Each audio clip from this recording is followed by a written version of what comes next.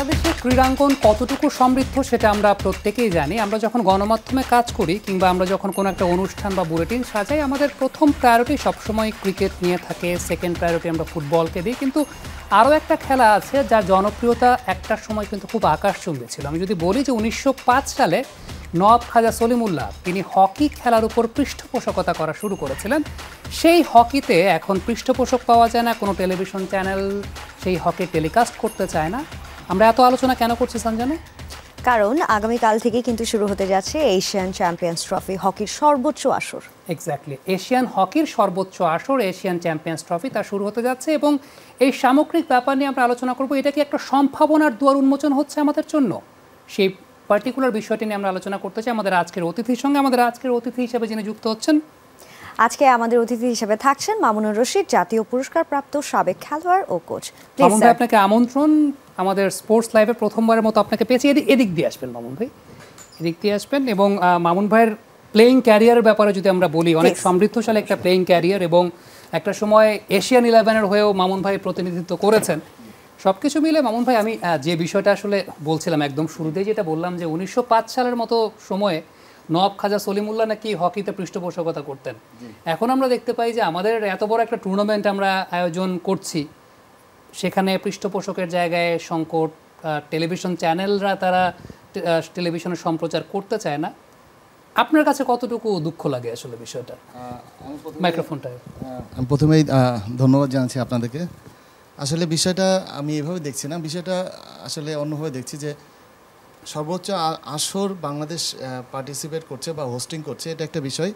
তো আমি বলবো যে এটাকে যেভাবে সাংগঠনিকভাবে আরও বেশি অর্গানাইজ হওয়ার কথা ছিল সেটা হয়নি। তো ওইটাকে আমি মেনলি বলবো যে সাংগঠনিক দুর্বলতা ফেডারেশনের সাংগঠনিক। কারণ এটা আপনি জানেন যে এই ডেটটা কিন্তু হঠাৎ করে আসেনি না, এটা গত 2 বছর ধরে আমরা জানি যে এশিয়ান চ্যাম্পিয়ন্স ট্রফি ঢাকায় হচ্ছে এবং এটা ডেট পিছিয়েছে করোনার কারণে।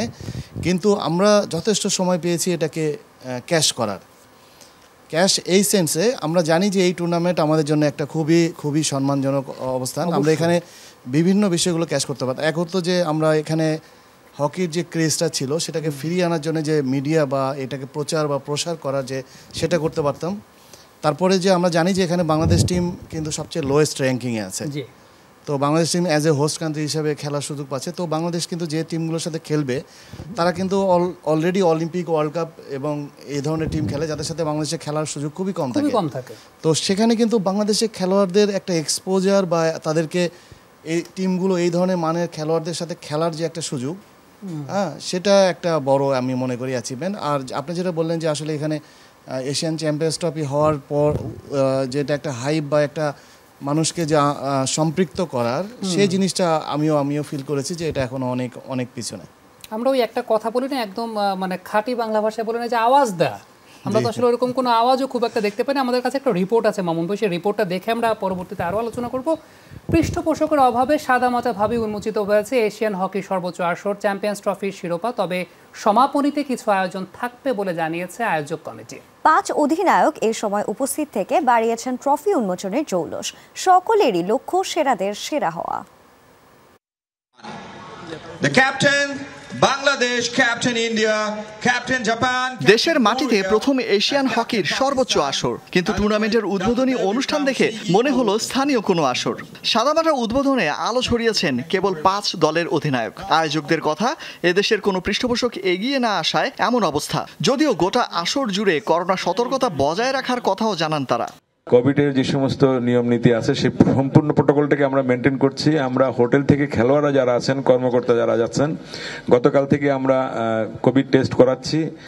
এশিয়ান হকির হর্তাকর্তারা অবশ্য স্থানীয় আয়োজন নিয়ে প্রশ্ন তোলেননি। মাঠে এসে দর্শকরা এই আসরকে আরো রঙিন করবে বিশ্বাস তৈয়ব ইকরামের। এখানে এশিয়ার শ্রেষ্ঠ দলগুলো খেলবে, ভালো একটি আসর হবে। এখান থেকে অনেক কিছু নেয়ার আছে বাংলাদেশের হকির। দীর্ঘদিন পর হকির এমন আয়োজন নিয়ে আমরাও বেশ রোমাঞ্চিত। মঞ্চেই 5 অধিনায়কের হাতে ট্রফির পর্দা সরানোর পর এখন সবার লক্ষ্য সেখানেই। It's very good for Asia and also it's a very good to see Bangladesh hosting this tournament and we are really happy to be here and good luck all the 5 teams here, and we will play our fair games, and the best team will win here. 5 টিমের ভিতরে যারা ভালো খেলবে তারাই এই ট্রফিটা এখান থেকে নিয়ে যেতে পারবে। উদ্বোধনী দিনের প্রথম ম্যাচে বিকেল 3:30টায় কোরিয়ার মুখোমুখি হবে ভারত, আর সন্ধ্যা 6টায় পাকিস্তান খেলবে জাপানের বিপক্ষে। অলক হাসান, যমুনা স্পোর্টস, ঢাকা। মনে হয় আমরা তো পার্টিকুলার এই টুর্নামেন্টে নিয়ে কথা বলছিলাম, কিন্তু আমি যদি সামগ্রিকভাবে একটু, আমি সানজানাকে যখন বাংলাদেশের হকির ব্যাপারে কোনো কিছু জানাতে যাচ্ছিলাম, আমি আমার ফোনে সার্চ করে টুইটার থেকে ইন্ডিয়ান হকি ফেডারেশনের তাদের যে টুইটার অ্যাকাউন্ট, সেখানে অনেক ভাস্ট ইনফরমেশন পাচ্ছি, ওয়েবসাইটে অনেক কিছু পাচ্ছি। পাকিস্তানের যে হকি ফেডারেশন, তাদের অনেক ভাস্ট ইনফরমেশন, স্ট্যাটিস্টিক্স পাচ্ছি। বাংলাদেশের হকির ব্যাপারে সার্চ করেও কোনো কিছু পাই না, ইভেন আমি ওকে আসলে কোনো কিছু দেখাতে পারিনি। তো আলটিমেটলি এই জায়গাগুলো তো অ্যাটাচমেন্ট তৈরি করে একটা খেলার ব্যাপারে। না, অবশ্যই এগুলো কিন্তু আসলে আপনি এখন এই ডিজিটাল যুগে মানুষ তো কেউ আর ওই মানে এত কিছু করে না, সবাই অনলাইনে সার্চ করে জিনিসগুলো কালেক্ট করে, ইনফরমেশনগুলো গ্যাদার করে। আপনি ঠিকই বলেছেন যে বাংলাদেশ হকি ফেডারেশনের আমি মানে অত্যন্ত দুঃখের সাথে বলবো যে অফিসিয়াল পেজ নাই, টুইটার বা এ ধরনের কোনো কিছুই নাই যেগুলো থেকে মানুষ বিভিন্ন ইনফরমেশন পেতে পারে। যারা আমি বলবো যে যদি কোনো একটা ইয়াং ছেলে বা মেয়ে যদি হকি সম্বন্ধে জানতে চায়, কিংবা রোল অনার যে এই লিগে বা কোনো টুর্নামেন্টে কে কতবার চ্যাম্পিয়ন হয়েছে, কিংবা বাংলাদেশের লিজেন্ডস প্লেয়াররা কারা ছিল, সেই সম্বন্ধে যদি কিছু যদি একদম খুবই, আমি এটাতে আসলে আরও উচিত আমার এই ডিজিটাল সময়ে আপনি যদি গ্রামের মতো অ্যাটিটিউড করেন, আমার কাছে মনে হয় না যে এটা খুব অ্যাকসেপ্টেবল। এবার একটু আমি দলটা নিয়ে আলোচনা করতে চাই। এই দলে যে খেলোয়াড়রা আছে তাদের সঙ্গে আমি যদি বলি যে পুরো বাংলাদেশব্যাপী কার অ্যাটাচমেন্ট সব থেকে বেশি, আপনার অ্যাটাচমেন্ট সব থেকে বেশি। এই দলের প্রত্যেকটা প্লেয়ার সম্পর্কে, আপনি কারেন্ট রানিং লিগ চ্যাম্পিয়ন টিমের কোচ, জি, এমন একটা কথা শোনা যাচ্ছিল সর্বশেষ কদিন আগে যে এই দলটার কোচ হিসাবে হয়তো বা আপনাকেও দেখা যেতে পারে, আমরা বিভিন্ন গণমাধ্যমে বা সোশ্যাল মিডিয়ায় শুনছিলাম। বাট আপনার কাছে কি মনে হয় কি না যে দিন শেষে আপনি যদি থাকতেন দলটার সঙ্গে, হয়তো বা অ্যাটাচমেন্টের কারণে একটু বেটার রেজাল্ট পেতে পারতো দলটা? আসলে এটা ব্যাপারে আমার সাথে ফেডারেশনের কিছু কর্মকর্তা যোগাযোগও করেছিল, তো এটাকে আমি এখন বেশি গুরুত্ব দিচ্ছি না। এই কারণে দিচ্ছি না যে যেটা আসলে আমাদের সিস্টেম, যেহেতু ফেডারেশনের একটা এক্সাম্পল আপনি দিয়েছেন যেখানে ডিজিটাল কোনো প্ল্যাটফর্মই নেই, সেখানে কোচ সিলেকশনের প্রক্রিয়াটাকে আরও প্রফেশনাল হবে, এটা কিভাবে আশা করি। আমি যেটা মনে করি যে উচিত ছিল যে হ্যাঁ, কোচের অপশন থাকা বেটার, কিন্তু তাদের কাছ থেকে প্রপোজাল নেওয়া উচিত ছিল যে তোমার কি চিন্তা বা তুমি কি চিন্তা করছো, তাদের সাথে বসা উচিত ছিল যে এই টিম নিয়ে এবং ভবিষ্যতে আমাকে যদি অফার দিত, আমি বলতাম যে দায়িত্ব নিই বা নিই সেটা পরে বিষয়, আমি বলতাম যে আপনাদের কি প্ল্যান সেটাকে আমার শেয়ার করেন। আমার প্ল্যান এটা, আমার প্ল্যান থাকতো, আপনি জানেন যে 2022 সালে 3টা মেজর টুর্নামেন্ট আছে বাংলাদেশের, সেই মেজর 3টা টুর্নামেন্টকে ফোকাস করে আমি টিম সাজাতাম। কারণ আপনি জানেন যে এই এশিয়ান চ্যাম্পিয়ন্স ট্রফিতে বাংলাদেশের কিন্তু কোনো কিছু অর্জন করা ভেরি ডিফিকাল্ট, কিন্তু আপনি গেইন করার কিন্তু অনেক কিছু আছে। বিশেষ করে এই সব ম্যাচে, হাই টেম্পার ম্যাচে এই ধরনের প্লেয়ারদের সাথে খেলার আমাদের প্লেয়ারের যে মানসিক অবস্থানটা, সেটাকে কিন্তু আমরা আপ করতে পারতাম। আমার টার্গেট থাকতো নেক্সট এশিয়ান গেমসকে টিমটাকে সাজানো, তো সেই জন্য মনে হতো যে এখানে ইয়াং প্লেয়ারদের আরও সুযোগ দেওয়া উচিত ছিল। আমি যদি থাকতাম তাহলে আমি চিন্তা করতাম যে আরও অ্যাটাকিং হকি খেলা, কারণ আমি 2টা ম্যাচ বাংলাদেশ খেলেছে, একটা পাকিস্তান আর একটা হলো জাপানের সাথে। আমি দেখেছি যে ডিফেন্সিভ খেলা, ওই নেগেটিভ খেলা, তো আসলে এই ধরনের খেলা আর এখন হয় না। কারণ আপনি জানেন হকিতে যত ডিফেন্সিভ খেলবেন তত গোল আপনি খাওয়ার সুযোগ থাকে, কারণ আপনি কতক্ষণ ডিফেন্স করবেন, এক্স্যাক্টলি আপনি 10 সেকেন্ডেও গোল হয়। তো আমি বলবো যে অ্যাটাকিং খেলা উচিত। এখনও বলবো যে আমি কোচের সাথে আমার কথা হয়নি, কিন্তু আমি রিকোয়েস্ট করবো যে অ্যাটাকিং খেলা উচিত। গোল তো এমনিতেই খাবেন, কেন হোয়াইট নয় যে আপনি আরো আপনি অ্যাগ্রেসিভ খেলেন, খেলোয়াড়দেরকে মন খুলে খেলার সুযোগ করে দেন, তাহলে মনে হয় আমার বাংলাদেশ টিম ভালো করবে। কারণ কি, এখানে আরেকটা বিষয়, আমি জানি প্লেয়ারদের ক্যাপাবিলিটি বা তাদের এই কাজগুলো করার সক্ষমতাটা কতখানি। আমি জানি যে এই প্লেয়ার আমাদের দেশের প্রত্যেকটা প্লেয়ার অনেক স্কিলফুল, শুধু তাদের এক্সপোজার দরকার, তাদেরকে ফিডব্যাক দরকার। তো আপনি যেটা সেটাই বলেছেন যে আমি এই লিগে গত 2 মাসে টিমের এই কোন প্লেয়ার কীভাবে খেলেছে, কোথায় কি খেলেছে, সবগুলো আমি জানি, প্রত্যেকটা ম্যাচ আমি দেখেছি। সেখানে আমার হয়তো সুযোগ ছিল, যেহেতু দেয়নি আমার নাই, তবে যে কাজ করছে তার জন্য বেস্ট উইশেস। আর যেহেতু বাউন ভাই আপনি বলছেন যে প্রত্যেকটা প্লেয়ারকে আপনি জানেন, সেহেতু আপনার কাছে আমার যে কোয়েশ্চেনটা থাকবে যে এই দলটার উপরে কতটুকু ভরসা করা যায়, বা এই দলের স্ট্রং জোন, উইক জোনটা কোন দিকে? একটু টেকনিক্যাল। হ্যাঁ, অবশ্যই। না, আপনি ঠিকই বলেছেন যে এই টিমটার খেলোয়াড়দের সক্ষমতা কিন্তু সবসময় ছিল। এখন বিষয় হচ্ছে যে আপনি তাদেরকে কিভাবে ইউজ করছেন, আপনার প্লেয়িং ফরমেশনটা কী হওয়া উচিত টিম বাই টিম, এখানে যে 4টা টিম বাকি মালয়েশিয়া টিম যেহেতু আসছে না, বাকি 4টা টিম আছে, আমি হলে চিন্তা করতাম যে 2টা টিমকে টার্গেট করতাম অ্যাজ পার তাদের প্রিভিয়াস প্রিপারেশন এবং তাদের রেজাল্ট দেখে। আমার একটা টিম হতো যে কোরিয়া, আরেকটা টিম হতো পাকিস্তান। কারণ পাকিস্তান লাস্ট এশিয়ান গেমসের পরে কোনো ইন্টারন্যাশনাল টুর্নামেন্ট বা ম্যাচ খেলেনি, এবং কোরিয়ান টিমটা একদম নিউ, তারা ইয়াং প্লেয়ারকে নিয়ে এসছে, যেটা বাংলাদেশের তাদের সাথে ফাইট করা বা তাদেরকে একটা চাপে ফেলার কিন্তু ইজি হতো। তো সেই কারণে এখানে আবার আরেকটা বিষয় আছে, এখন টোটাল হকি আপনি জানেন যে কোনো স্পেসিফিক পজিশনে কোনো প্লেয়ার খেলে না। তো আমার কিছু প্লেয়ার চেঞ্জের অপশন থাকতো, যদি আমি হতাম তাহলে আমি কিছু প্লেয়ারকে চেঞ্জ করতাম, যে তাদেরকে আরও ফ্রিডম দিতাম, তাদেরকে বলতাম যে ঠিক আছে তুমি তোমার মতোই খেলো, অ্যাটাকিং খেলো, যে মিস্টেক হবেই। তো আসলে এই জিনিসগুলো আমি চেঞ্জ করতে চেষ্টা করতাম আর কি। আমরা টেকনিক্যাল আরেকটা বিষয় একটু জিজ্ঞেস করি, তা হচ্ছে আমরা যখন ওই বাইরের দেশের হকি খেলোয়াড়দের ব্যাপার বা ইউরোপিয়ান হকি টিমগুলোর ব্যাপারে অ্যানালাইসিস করতে চাই, তখন দেখি যে নাওয়াডেজ মডার্ন হকিতে ভিডিও অ্যানালাইসিস অনেক ইম্পর্টেন্ট ফ্যাক্টর। কোন কন্ডিশনে খেলা হচ্ছে, প্রতিপক্ষ কারা, প্রতিপক্ষের সবলতা, তারা কোন জায়গায় জোনাল মার্কিং করে, কি করে। বাংলাদেশে এই জায়গাটাতে আসলে কতটুকু এগিয়ে বা পিছিয়ে, বাংলাদেশে এই অ্যানালাইসিসগুলো কতটুকু হয় প্রতিপক্ষ সম্পর্কে? এটা আমি করি, আমি পার্সোনালি করি, যেহেতু আমাদের বাংলাদেশে এখনও ভিডিও অ্যানালিসিস্ট নেই। তো আমি ভিডিও আমার অলমোস্ট 100 ম্যাচ ইন্টারন্যাশনাল লেটেস্ট ম্যাচগুলো অলিম্পিক থেকে শুরু করে সবগুলো আছে, এগুলো আমি যে টিমে করাই সেই টিমে আমি পার্সোনালি করাই। তো রিসেন্টলি গতকাল আমি দেখেছি বাংলাদেশ হকি ফেডারেশন একজন এক্স প্লেয়ারকে অ্যাজ এ ভিডিও বিশেষজ্ঞ হিসেবে নিয়োগ দিয়েছে, কিন্তু আমার মনে হয়েছে যে এটা অনেক লেট। কেন টুর্নামেন্টের একদিন আগে? আপনি যেদিন ক্যাম্প শুরু হলো সেদিন কেন দিলেন না? তার মানে ওই একই বিষয় আসে যে সাংগঠনিক বিষয়গুলো তারা এখনও বোঝেনি, অথবা এই হাই পারফরমেন্স লেভেলে যে কন্টেন্টগুলো, এই কন্টেন্টগুলো তারা জানে না। ফেডারেশনে যারা এগুলো ডিসিশন নেয়, টিম সিলেকশন থেকে শুরু করে কোচ নিয়োগ থেকে শুরু করে টিম ম্যানেজমেন্ট, সবগুলো কিন্তু ইম্প্যাক্ট পড়বে আপনার ম্যাচে। যদি এগুলোকে সমন্বয় না হয় তাহলে কিন্তু সেই সমন্বয় হচ্ছে না, কিন্তু এটা কিন্তু একটা বিগ ইস্যু। মামুন ভাই, আমরা একদম শেষের দিকে চলে এসেছি। আপনার কাছে সর্বশেষ প্রশ্ন আমার যেটা, তা হচ্ছে অব্যবস্থাপনার কথা আমরা অনেক কিছু বলছি, বাট আলটিমেটলি এই দলটার লক্ষ্যটা আসলে কি হওয়া উচিত? আমরা জানি যে আমাদের কম্পিটিটিভ দলগুলোর তুলনায় আমরা অনেক পিছিয়ে, বাট আলটিমেটলি প্রসিডিওরটা ঠিক রাখার জন্য কেমন রেজাল্ট আপনি এক্সপেক্ট করেন? আমি প্লেয়ারদের সাথে যতটুকু আমার কথা হয়েছে, প্লেয়াররা খুব পজিটিভ। এটা একটা বড় খুবই ইম্পর্টেন্ট বিষয় যে প্লেয়াররা খুবই পজিটিভ, তারা ভালো কিছু করতে চায়। তো তারা এই বিষয়গুলোকে, বাইরে যে বিষয় ম্যানেজমেন্ট, এটাকে টুর্নামেন্টে ফোকাস হচ্ছে না, প্রচার প্রসার হচ্ছে না, এগুলোকে কিন্তু তারা ওভারকাম করার জন্য ভাবছে না, তারা কিন্তু ভালো খেলে, এটা একটা বড় বিষয়। আমি আশা করছি যে প্লেয়াররা ভালো খেলবে। এখন কোচ যদি 2টা টিমকে টার্গেট করে, কোরিয়া এবং পাকিস্তানকে, আমার মনে হয়, কারণ ইন্ডিয়া আপনি জানেন যে অলিম্পিকে থার্ড হয়ে এসছে, তারা খুব বেটার পজিশন আছে। আপনি মালয়েশিয়া নাই, কিন্তু জাপানও অলরেডি অলিম্পিকে হোস্ট কান্ট্রি ছিল, তারাও কিন্তু বেটার পজিশন আছে। তো আমার মনে হয় আমার এই 2টা টিমকে যদি করা যায়, তাহলে আমি মনে করবো যে ভালো খেলবে এবং ভালো কিছু আশা করা যায়।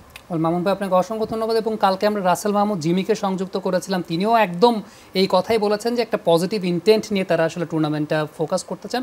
আপনাকে অসংখ্য ধন্যবাদ। আপনাদেরকে ধন্যবাদ, অনেক ধন্যবাদ। সঞ্জনা, বাংলাদেশের ক্রিকেটে সবথেকে বেশি ট্রল এই মুহূর্তে কাকে নিয়ে হয়? লিটন দাস। তার আগে কাকে নিয়ে হতো? মিঠুন। আর সেই মিঠুন আপনাদের ট্রলের জবাব দিয়েছেন। তিনি বিসিএল এ আজকে 176 রানের একটা আলো ঝলমলে ইনিংস খেলেছেন, তাও আবার ওপেনিংয়ে ব্যাট করতে নেমে। আর এই ওপেনিংয়ে কিন্তু নেমেছেন কোচ রাসেল ডোমিঙ্গোর পরামর্শে। দেখে আসবো। তিনি জাতীয় দলে ব্রাত্য, এখন নেই বিসিবির কেন্দ্রীয় চুক্তিতেও। সামাজিক মাধ্যমে লোকে তাকে ট্রল করে লর্ড মিঠুন নামে। বলার অপেক্ষা রাখে না, লাল সবুজ জার্সিতে মলিন পারফরমেন্সই তাকে এখানে এনেছে। কিন্তু যারা চেনেন এই ব্যাটসম্যানকে, তারা জানেন মিঠুন কতটা পরিশ্রমী, সেটা জানেন রাসেল ডোমিঙ্গো। জাতীয় দলের এই কোচ তাকে টেস্ট ক্রিকেটে ওপেনিংয়ের সংকট দূর করতে পরামর্শ দিয়েছিলেন ওপেনিংয়ে নামার। শিষ্যকে চিনতে যে রাসেল ডোমিঙ্গো ভুল করেননি, তার প্রমাণে সেঞ্চুরি। জাতীয় লিগে 6 ম্যাচে তার কোনো রান নেই, 7 উইকেট নিয়ে বল হাতে চমক দেখালেও এবার ওপেনিংয়ে নেমেই বাজিমাত। চট্টগ্রামে মিঠুন দিন শুরু করেন 43 রান নিয়ে, বল কাভারে ঠেলে দিয়ে সিঙ্গেল নিয়ে 3 অঙ্কে পা রাখেন 145 বল খেলে। প্রথম শ্রেণীর ক্রিকেটে তার এটি 13শ সেঞ্চুরি। 24 রানের জন্য ডাবল সেঞ্চুরিটা মিস করতে হয়েছে এই ব্যাটারকে। আমি আসলে ওইভাবে কখনো চিন্তা করি না, সবসময় আমি ম্যাচ বাই ম্যাচ আগানোর দেওয়ার চেষ্টা করি এবং সবসময় চেষ্টা করি যেন যেই টিমে খেলি সেই টিমের হয়ে যেন কন্ট্রিবিউট করতে পারি। জাস্ট একটা ইনিংস হয়েছে, এখন অনেক বাকি, তো চেষ্টা করবো এই ধারাবাহিকতা ধরে। মিঠুনের ওপেনিংয়ের সঙ্গী মিজানুর রহমানও খেলেছেন দুর্দান্ত এক ইনিংস। 163 বল খেলে 12তম শতক পূর্ণ করেন মিজান। তাহিদ আহমেদ, যমুনা স্পোর্টস, ঢাকা। বিপিএল এ চট্টগ্রাম চ্যালেঞ্জার্সের ক্যাপ্টেন হিসেবে দেখা যেতে পারে টি-20 ক্যাপ্টেন মাহমুদুল্লাহ রিয়াদকে। সঙ্গে পুরনো ক্রিকেটারদের বিবেচনায় নিয়েই দল গোছাতে চায় চট্টগ্রাম চ্যালেঞ্জার্স, জানিয়েছেন স্বত্বাধিকারী শফিকুল ইসলাম। ফাইট দিতে চান চ্যাম্পিয়নশিপের জন্য, পাশাপাশি ক্রিকেটের উন্নয়নে কাজ করতে মুখিয়ে থাকা চট্টলার দলটির মধ্যে শুরু করেছে স্বপ্নের একাডেমি তৈরির কাজ। 2 টেস্টের সিরিজ খেলতে টাইগাররা যখন নিউজিল্যান্ডে, তখন সাদা পোশাকের ক্রিকেটকে বাই বাই বলার রিয়াদ প্রস্তুত হচ্ছেন বিপিএল ঘিরে। সাদা বলেই তাই মিরপুরের ইনডোরে হালকা অনুশীলনে টি-20 অধিনায়ক রিয়াদের মতোই কাজে নেমে পড়েছে তার গেলবারের দল চট্টগ্রাম চ্যালেঞ্জার্স। তবে এবারও কি জুটি বাঁধতে যাচ্ছে মাহমুদুল্লাহ রিয়াদ আর চট্টগ্রাম চ্যালেঞ্জার্স? আমাদের এক্সিস্টিং যে টিমটা ছিল তার থেকে যত বেশি প্লেয়ার আমরা রাখতে পারি। চট্টগ্রাম চ্যালেঞ্জার্স। কুমিল্লা ভিক্টোরিয়ান্সের মতো পুরনো ফ্র্যাঞ্চাইজিদের মধ্যে বিপিএল এর এবারে আসরে অংশ নিচ্ছে চট্টগ্রাম চ্যালেঞ্জার্স। চট্টগ্রামের প্রতি আলাদা টান থাকায় এবারও থাকছে আক্তার গ্রুপ। 20 জানুয়ারি শুরু হবে এবারের আসর। সময় স্বল্পতা বড় প্রতিবন্ধকতা হলেও সেরা দলই গড়তে চায় চট্টগ্রাম। একটা ইমেল বিসিবি থেকে পেয়ে গেলেই আমরা আসলে ডিরেক্ট সাইনিং করে ফেলবো। ক্রিস গেল, তার সাথে যোগাযোগ হয়েছেন লেন্ডন সিমন্স, কেস্ট্রিক উইলিয়ামস, রায়দাম রিড, তারপর আপনার রায়ান বার্ল, সবার সাথেই যোগাযোগ হয়েছে। শুধু আসরে অংশ নিয়েই সন্তুষ্ট থাকতে চায় না চট্টগ্রাম চ্যালেঞ্জার্স। নিজস্ব ফ্যান বেস তৈরির পাশাপাশি ক্রিকেটের উন্নয়নে একাডেমি তৈরি ও প্রতিভাবান ক্রিকেটারদের নিয়ে আসতে চান পাদপ্রদীপের আলোয়। এর মধ্যে বিশ্বমানের একাডেমিও তৈরির পথে এগিয়েছে অনেকটা। ল্যান্ড সিলেকশন করা যেটা বলা বা জায়গাকে নিয়া ওগুলা করে ফেলেছি, এখন ডেভেলপমেন্টে যাওয়া। হোপফুলি খুব অল্প সময়ের মধ্যে খালি একাডেমি নয়, ইভেন ডেভেলপমেন্টের জন্য, প্লেয়ার ডেভেলপমেন্টের জন্য ইন্ডিভিজুয়াল আমরা বিপিএল সিজনগুলোতেও কিছু চমক রাখবো, যে স্পেশালি কীভাবে এই বিপিএলের সাথে ট্যাগ করে 2-1 বা 4টা প্লেয়ারকে কীভাবে ডেভেলপ করা যায়। সেই সাথে গেলবারের সেরা 4-এ না উঠতে পারার আক্ষেপ এবার পূর্ণ করতে মুখিয়ে চট্টগ্রাম চ্যালেঞ্জার্স। প্র্যাকটিসে যেতে পারে, ট্রেন্ড হতে পারে। সালাউদ্দিন সুমন, যমুনা স্পোর্টস, ঢাকা। নিউজিল্যান্ডে বাংলাদেশের সবথেকে বড় দুশ্চিন্তার নাম কি? ব্যাটিং। অন্যদিকে সেই জায়গায় বাংলাদেশের পেস বোলাররা নিজেদের দাপট কতটুকুই বা দেখাতে পারবে, গতি, বাউন্স এবং বাতাসের মিশেল তারা কতটুকু ব্যবহার করতে পারবেন? সেই সাথে ক্রাইস্টচার্চ হামলার ঘটনা ভুলে নিজেদের সেরাটুকু দিতে পারবেন তো টাইগাররা? এই সব কিছু নিয়ে কথা বলেছেন পেসার শফিউল ইসলাম। আমাদের সাথে আছেন বাংলাদেশ ক্রিকেট দলের পেসার শফিউল ইসলাম। তার সাথে আজকে আমরা একটু কথা বলবো, জানতে চাইবো তিনি ইনজুরি কাটিয়ে আবার অনুশীলন শুরু করেছেন, বিপিএল এর মাধ্যমে আবার ফেরার চেষ্টা করছেন মাঠে। তা আমরা আজকে তার সাথে একটু কথা বলবো। বাংলাদেশ দল এখন নিউজিল্যান্ড সফরে আছেন, সেইখানে বাংলাদেশের পেসাররা আসলে কী ধরনের বল করতে হবে বা কী ধরনের প্রস্তুতি নিতে হবে সে বিষয়ে একটু শফিউল ভাইয়ের কাছ থেকে জানতে চাইবো। শফিউল ভাই, আসলে যদি বলেন যে আপনি ওই জায়গাটাতে থাকলে আপনি আসলে কী ধরনের প্রস্তুতি নিয়ে যেতেন? না, আমি এর আগেও বলছি যে আমার পেস বোলার হোক বা যেটা হোক,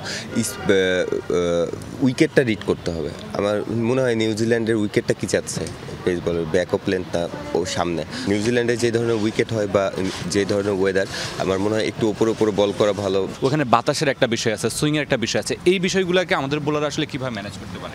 এটা নিজের উপর। এখন কোচ তো আমাকে গুলাই খাওয়াই দিতে পারবে না, যেটা সত্য কথা। আমাকে কোচ কিন্তু প্ল্যানিং দেয় বা সুইং আমি যেভাবে ইয়ে করে, আমি যদি এক্সিকিউট না করতে পারি মাঠে যেয়ে, তাহলে এটা আমার প্রবলেম। নিউজিল্যান্ডে আমাদের সবশেষ সফরটা খুবই মর্মান্তিক ছিল, একটা দুর্ঘটনা ঘটেছিল, অ্যাটাক হয়েছিল। সেই ঘটনা কি এবার প্লেয়ারদের আসলে কোনোভাবে প্লেয়ারদের জন্য মানসিক চাপ হয়ে দাঁড়াতে পারে? না, আসলে অবশ্যই এটা কোনো মানসিক চাপ আমার কাছে মনে হয় না। ওটা একদম সবাই ভুলে গেছে জন্যই কিন্তু সবাই গেছে। ওটা একটা ইনসিডেন্ট ছিল, কিসের জন্য হয়েছে সবাই জানে। শফিউল ইসলাম যেটি বলছিলেন যে বাংলাদেশের ক্রিকেটাররা ক্রাইস্টচার্চের সেই ঘটনা ভুলে আবার মাঠে নামবে এবং নিজেদের প্রমাণ করবে নিউজিল্যান্ডে। মামুনুর রশিদ, যমুনা স্পোর্টস, ঢাকা। নিউজিল্যান্ডের কন্ডিশন সেটা আসলে সব থেকে বড় চ্যালেঞ্জের জায়গা, এবং বাংলাদেশে তার মধ্যে সাকিব আল হাসান যখন টিমে থাকেন না, সেটা আরও অনেক বেশি চ্যালেঞ্জিং হয়ে যায়। কারণ সাকিব দেখা যায় যে একের ভেতর 2 বা 3, সুতরাং সাকিব না থাকা মানে সেই জায়গায় একটা এক্সট্রা ব্যাটসম্যান, একটা এক্সট্রা বোলার, সব কিছু নিতে হয়। অন দ্যাট নোট আমাদের অবশ্যই শুভকামনা থাকবে টাইগারদের জন্য। দর্শক, এই শুভকামনা জানিয়ে আজকের স্পোর্টস লাইভ এখানেই শেষ করছি। এতক্ষণ সাথে থাকার জন্য সবাইকে ধন্যবাদ। আল্লাহ হাফেজ।